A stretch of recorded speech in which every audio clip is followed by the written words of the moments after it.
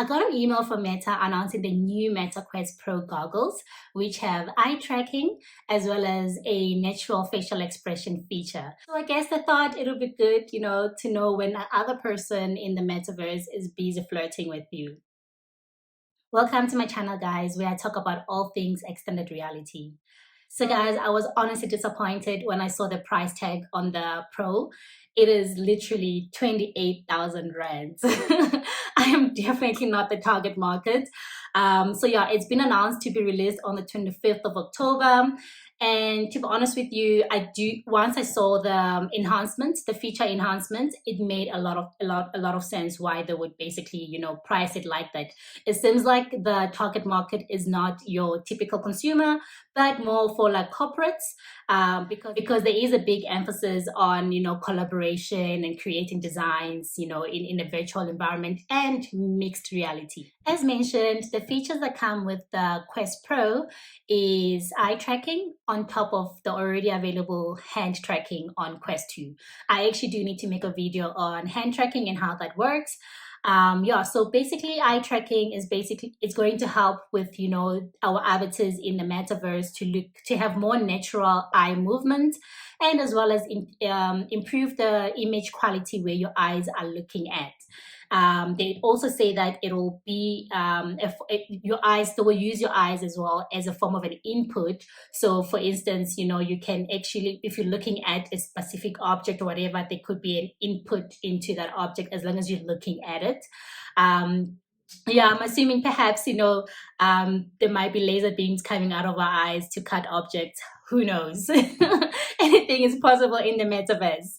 Another feature is natural facial expressions.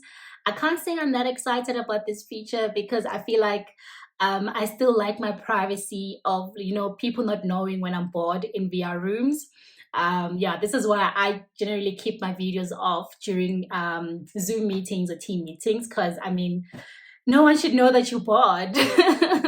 Yeah, so how this will actually work is that the cameras on the goggles would basically be taking an image of your face and process the data from your face and then present your facial expressions onto the avatar. Another feature is fit adjustment, which basically will tell you, if your headset is aligned properly when you put them on.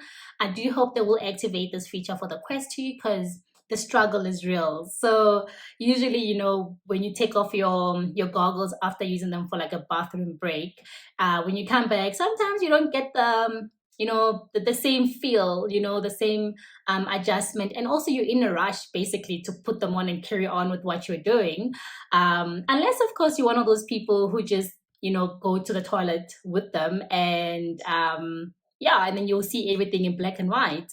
Which brings me to the next feature called pass through. So pass through is a feature that is actually already there on the Quest 2. So that's what actually allows you to still go to the toilet with your goggles, but you see everything in black and white. So in Pro, though, it has been enhanced so that you can see everything in color, which then will result in the goggles being more of a mixed reality goggle as opposed to just a virtual reality goggle. So they had to do this because with mixed reality, you want to be able to see superimpose virtual objects and items into the real world in color. So it shouldn't be that, when a virtual object is projected, it looks black and white. So yeah, so this is what differentiates the Pro from the Quest 2. So if you look at the image, the female is inside the blue boundary and that's her safe zone. The moment she breaches the boundary, she will be able to see her lounge. And in the case of the Quest 2, like I said, it'll be in black and white, but in the case of the Pro, it'll be in color. I have a video on mixed reality, which I will pin up here. But basically, mixed reality is a combination of virtual reality and augmented reality. And lastly, the last feature is legs. So currently avatars don't have legs, and now avatars will have legs like a normal, wait, I shouldn't say normal full human, that's very discriminatory, but will have legs.